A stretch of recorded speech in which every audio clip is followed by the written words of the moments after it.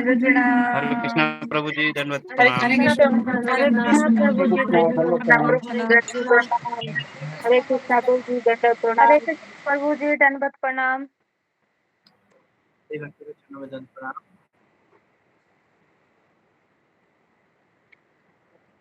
तो आइए आज का सत्र प्रारंभ करेंगे भगवान से प्रार्थनाओं के साथ। जय राधा माधव कुंज बिहारी, गोपी जन वल्लभा गिरिवर धारी, यशोदा नंदन ब्रज जन रंजन, यमुना तीरा वनचारी। जय राधा माधव कुंज बिहारी, जय राधा माधव कुंज बिहारी। ओम नमो भगवते वासुदेवाय, ओम नमो भगवते वासुदेवाय, ओम नमो भगवते वासुदेवाय। नारायणं नमस्कृत्यं नरं चैव नरोत्तमं, देवीं सरस्वतीं व्यासं ततो जयमुदीरये। निष्ठप्रायेषु भद्रेषु नित्यं भागवत सेवया, भगवती उत्तम श्लोके भक्तिर्भवति नैष्टिकी।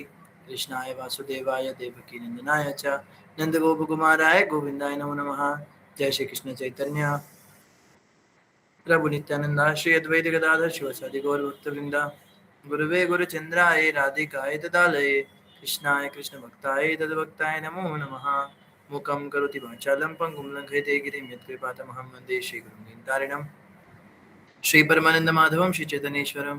हरे कृष्ण कृष्ण कृष्ण हरे हरे, हरे राम राम राम हरे हरे।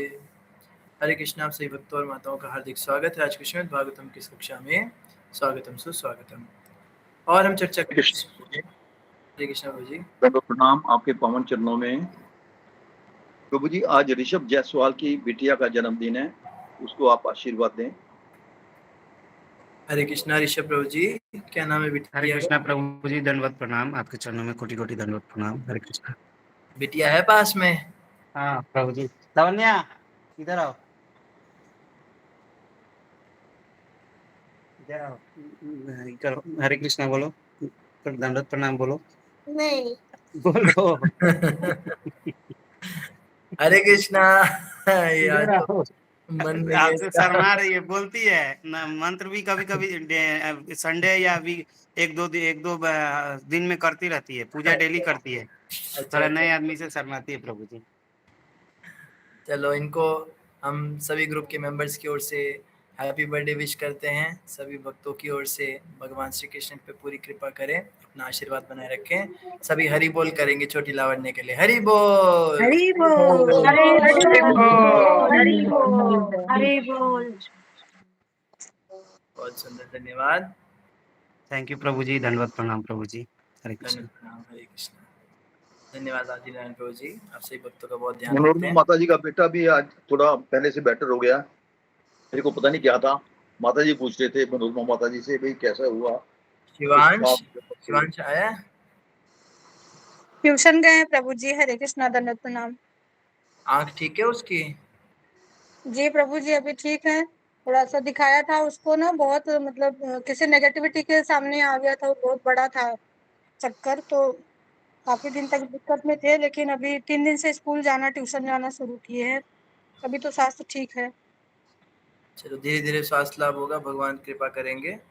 जी सब वो गिर गया था ना, तो उसके ब्रेन का नस कुछ फट गया था, इसकी वजह से आंख से ब्लड आता था और वो बेहोश हो गया था, तो बता नहीं पाया था। और ये नेगेटिविटी की वजह से ही हुआ था। वो उसने बाद में बोला कि मुझे ऐसा लगा जैसे मुझे किसी ने झटका दे दिया।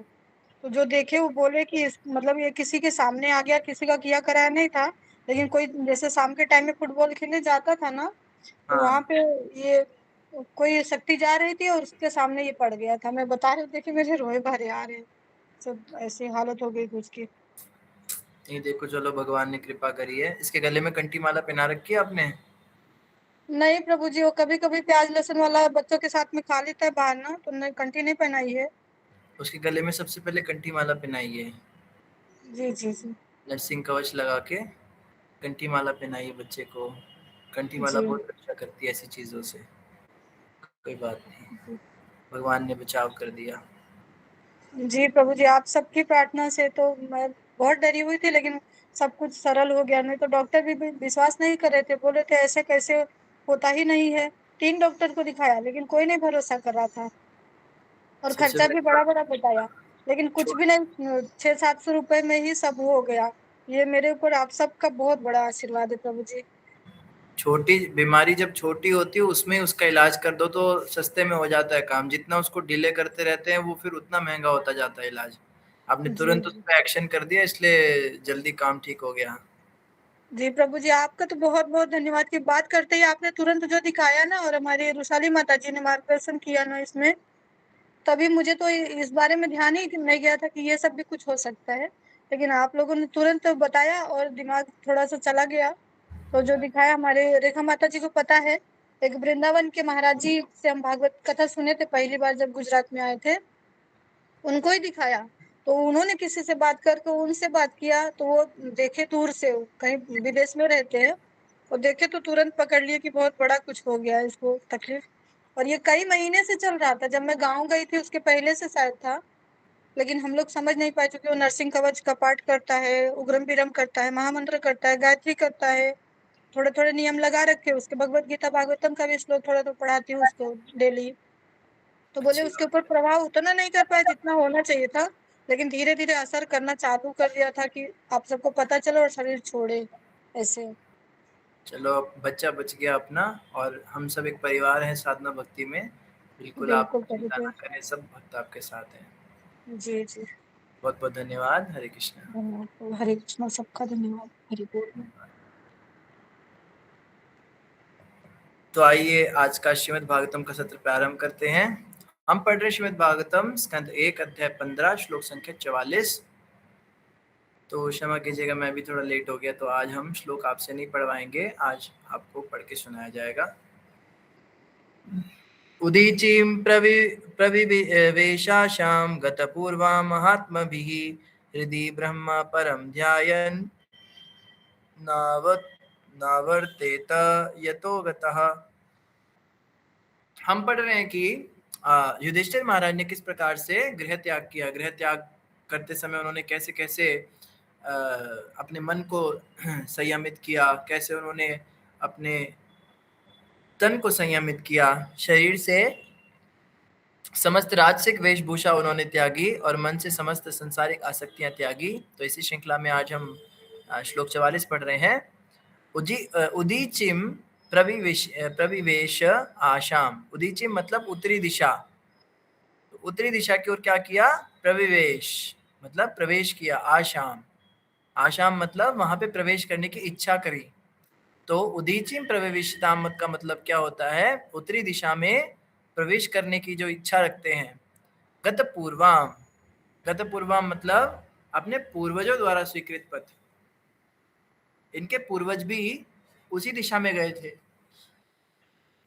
तो महाराज युधिष्ठिर पहले नहीं थे जो उत्तरी दिशा की ओर जाने की इच्छा कर रहे थे, इनके पूर्वजों ने भी ऐसा किया हुआ है। गत पूर्वाम।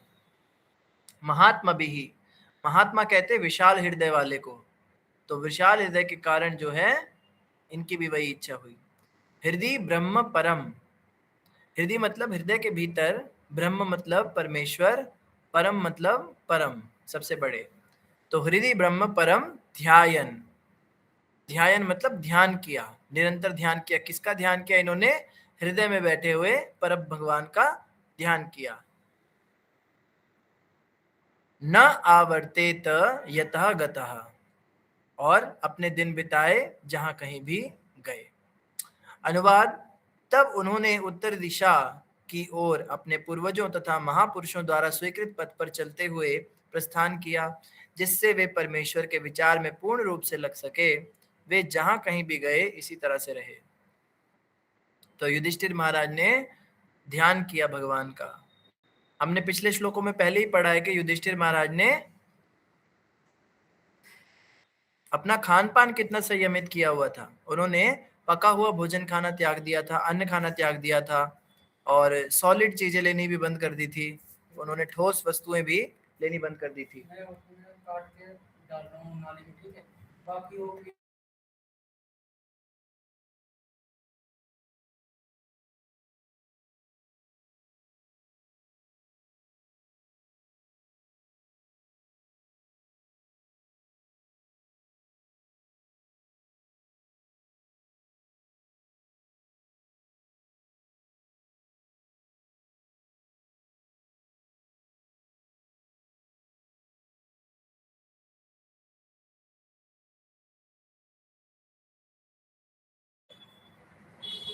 तो युधिष्ठिर महाराज जो हैं इसी तरह से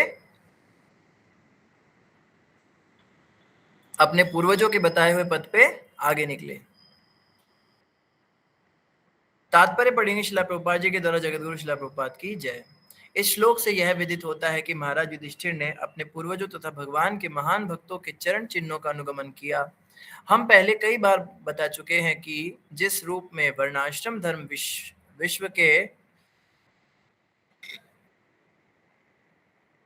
विश्व के निवासियों द्वारा और विशेष रूप से आर्यावर्त के निवासियों द्वारा पालित होता है, उसमें जीवन की एक अवस्था में घर बार के सारे संबंधों को छिन्न करने की महत्ता पर बल दिया जाता है। तो संन्यास आश्रम की बात करें प्रभुपाद जी कि वर्ण आश्रम में जो ये चौथा आश्रम है या तीसरा या चौथा जो भी कह लीजिए, इस आश्रम में क्या होता है, घर बार के सारे संबंधों को छिन्न करने की महत्ता पर बल दिया जाता है। इसी दृष्टि से प्रशिक्षण तथा शिक्षा दी जाती थी।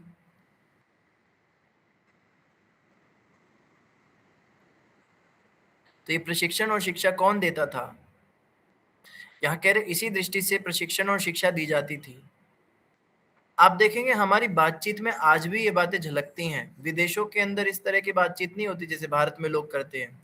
बातों बातों में कहते हैं अरे क्या ले जाना है साथ में, अरे क्या जाएगा, अंत में तो भगवान का नाम ही है। ऐसी बातें हम लोग बोलते जरूर हैं, हमारी बोलचाल में जरूर हैं, बेशक हमारे व्यवहार में ऐसा कुछ है नहीं। व्यवहार में हम बहुत इन्वेस्ट कर रहे हैं, बहुत पैसे कंजूसी कर रहे हैं और किसी को मदद भी नहीं कर रहे हैं, कोई दान दक्षिणा नहीं कर रहे हैं, लेकिन बातें जरूर करते हैं। ये बातों का कल्चर आज तक जिंदा है। क्यों?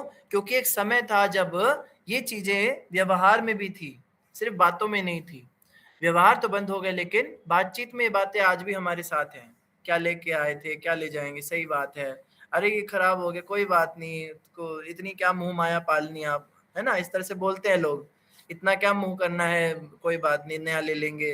तो इस तरह से इसके ऊपर कभी ये शिक्षा दी जाती थी, बड़ों के द्वारा ये शिक्षाएं सच में दी जाती थी। आज तो ये केवल बातें रह गई हैं। और इस तरह महाराज युधिष्ठिर जैसे सम्मानित व्यक्ति को आत्म साक्षात करने तथा भगवत धाम वापस लौटने के लिए सारे पारिवारिक संबंध छोड़ने पड़ते थे।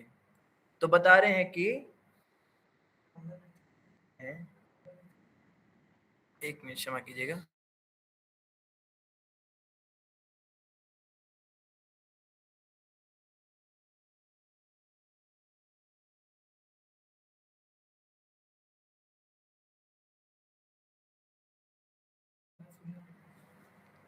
तो यही यहाँ पे बताया जा रहा है कि युधिष्ठिर महाराज ने क्या किया। इसी तरह महाराज युधिष्ठिर जैसे सम्मानित व्यक्ति को आत्म साक्षात्कार करने तथा भगवत धाम वापस लौटने के लिए सारे पारिवारिक संबंध छोड़ने पड़ते थे। आप देखो युधिष्ठिर महाराज एक राजा थे, वो कोई साधु नहीं थे, वो कोई महात्मा नहीं थे, वो किसी आश्रम के इंचार्ज नहीं थे, वो एक क्षत्रिय थे और पॉलिटिकल लीडर थे, बहुत बड़े, उनका पूरे पृथ्वी पर शासन था। लेकिन सारे पारिवारिक मोह बंधन छोड़कर, सारी पॉलिटिक्स छोड़ के, हमारे राज्य पर किसका आक्रमण हो रहा है, क्या हो रहा है, शाही कोष में कितने पैसे हैं, एक सेकंड में झटके से सब कुछ छोड़कर और जंगल में चले गए और आत्म साक्षात्कार के लिए, भगवत धाम वापस लौटने के लिए वहां पे प्रयत्न कर रहे हैं। तो ये सब अचानक से नहीं होता, एक दिन में अचानक से किसी को सपना नहीं आ जाता कि सब कुछ मोह माया है। इससे पता चलता है कि बाहर से जरूर वो अपने राजा वाले कर्तव्य निभा रहे थे, लेकिन हृदय से वो हमेशा जानते थे कि आत्म साक्षात करना और भगवान के धाम जाना ही जीवन का असली उद्देश्य है। और प्रभुपाद जी आगे कह रहे हैं, गृहस्थ जीवन को ना कोई राजा ना कोई सम्मानित व्यक्ति अंत तक चला सकता है, क्योंकि इसे मानव जीवन की सिद्धि के प्रतिकूल तथा उसकी आत्महत्या जैसा माना जाता है। प्रभुपाद कह रहे हैं कि कोई कितना भी बड़ा राजा हो, कितना भी बड़ा सम्मानित व्यक्ति हो, कोई भी गृहस्थ जीवन को अंत तक नहीं चला सकता। एक उम्र आती है जिस उम्र के आने के बाद में घर गृहस्थी चलाना जो है वो बंद हो जाता है, क्योंकि इसे मानव सब जीवन की सिद्धि के प्रतिकूल माना जाता है। अगर कोई घर गृहस्थी में रह के मरता है, यानी कि अंतिम क्षण में भी परिवार के संबंध में मोह में पड़ा रहता है, तो उसको क्या माना गया? जीवन की सिद्धि के प्रतिकूल, जिस कार्य के लिए मनुष्य जीवन मिला था उसके प्रतिकूल, उससे ऑपोजिट काम कर रहा है, तथा उसकी आत्महत्या जैसा माना जाएगा। ऐसा मान लो कि उसने सुसाइड कर लिया, उसे अलग से जहर खाने की जरूरत नहीं है जो घर गृहस्थी में रह के मर रहा है। आजकल देखते हैं हम ज्यादातर जो बूढ़े बूढ़ी हैं, ये लोग घर गृहस्थी में मरना चाहते हैं, दादी दादा बन के पोते पोतियों के बीच में रह के मरते हैं। तो प्रभुपाद जी कह रहे हैं इन्हें अलग से कोई अपना इन नस काटने की जरूरत नहीं है, कोई इनको छलांग लगाने की जरूरत नहीं, ये आत्महत्या ही कर रहे हैं। अतएव सारी पारिवारिक झंझटों से मुक्त होने एवं भगवान कृष्ण की भक्तिमय सेवा में 100% लगने की हमेशा संस्तुति की जाती है, क्योंकि यह प्रामाणिक पथ है। तो प्रभुपाद जी कहते हैं जीवन का अंत समय कैसा होना चाहिए, पारिवारिक झंझटों से मुक्त हो जाओ और भगवान कृष्ण की भक्तिमय सेवा में 100% लगना है, 100%। ये नहीं कहना प्रभु जी मैं तो रोज मंदिर जाके सेवा करती हूँ 2 घंटा, प्रभु जी हम तो हर महीने जो है 2-3 दिन के लिए वृंदावन में चक्कर लगाते हैं, हम तो अभी 6 महीने लगा कर आए वृंदावन में। प्रभुपाद कह रही है पार्ट टाइम वाला चलेगा नहीं काम, फुल टाइम 100% भगवान की सेवा में लगना है, यही प्रामाणिक पथ है। भगवान भगवत गीता में शिक्षा देते हुए कहते हैं कि मनुष्य को कम से कम अपनी अंतिम अवस्था में भगवत भक्त बनना चाहिए। ऐसे तो जीवन की शुरुआत से ही भक्ति करनी चाहिए, लेकिन जिसने शुरुआत से भक्ति नहीं की उसको कम से कम अंतिम अवस्था में भगवान की भक्ति जरूर करनी चाहिए। भगवान के प्रति एक निष्ठ आत्मा को अपने हित के लिए महाराज युधिष्ठिर की भांति भगवान के उपदेश का पालन करना चाहिए। तो जैसे महाराज युधिष्ठिर ने पालन किया भगवान के उपदेश का, वैसे ही सभी आत्माओं को करना चाहिए। और आगे कह रहे ब्रह्म परम शब्द भगवान श्री कृष्ण के सूचक हैं। आपने इसमें सुना होगा कि युधिष्ठिर महाराज अपने हृदय में बैठे ब्रह्म के ऊपर चिंतन करते थे। तो इसका ये मतलब मत समझ लीजिएगा कि वो कोई योगिक क्रिया कर रहे हैं या कोई ज्ञान मार्गी बन गए। ब्रह्म का मतलब भी श्री कृष्ण ही है। इसकी पुष्टि अर्जुन भगवत गीता में असित, देवल, नारद तथा व्यास जैसे महापुरुषों के संबंध में करते हैं। क्या कहते हैं वहां पे अर्जुन? पर ब्रह्म परम धाम परमम परमम भगवान, ऐसे करके एक श्लोक है। तो भगवान के विषय में वहां पे अर्जुन क्या कहते हैं कि आप ही पर ब्रह्म है, आप ही परम धाम है। तो ब्रह्म शब्द भी भगवान श्री कृष्ण का ही सूचक है। इस प्रकार उत्तरापथ के लिए गृह त्याग करते हुए महाराज युधिष्ठिर अपने अंतःकरण में निरंतर श्री कृष्ण का स्मरण करते रहे और अपने पूर्वजों तथा सभी परम भक्तों के चरण चिन्हों पर चलते रहे। और इसी के साथ आज का श्लोक जो है समाप्त हुआ। अगला श्लोक हम कल पढ़ेंगे, अभी हमें किसी कार्य से जाना होगा। इन्हीं शब्दों के साथ सभी का धन्यवाद। ग्रंथराज श्रीमद् भागवतम महापुराण की जय, जगत गुरु श्रील प्रभुपाद की जय, गौर भक्तवृंद जय। हरे कृष्णा प्रभु जी, हरे कृष्णा प्रभु जी, हरे कृष्णा हरे प्रभु जी, कृष्णा प्रभु जी, दंडवत हरे प्रणाम। कृष्णा प्रभु जी, भक्तों को दंडवत हरे प्रणाम। कृष्णा प्रभु जी, धन्यवाद प्रभु जी, दंडवत प्रणाम। प्रणाम जी, सभी भक्तों को धन्यवाद। दंडवत प्रणाम। हरे कृष्ण कृष्णा प्रभु प्रभु जी, जी, दंडवत प्रणाम। नहीं तो आप लोग हरे कृष्णा गुरु जी, वांछगल कृपा सिंधु व्यक्चा पतितनां पावनेभ्यो वैष्णवेभ्यो।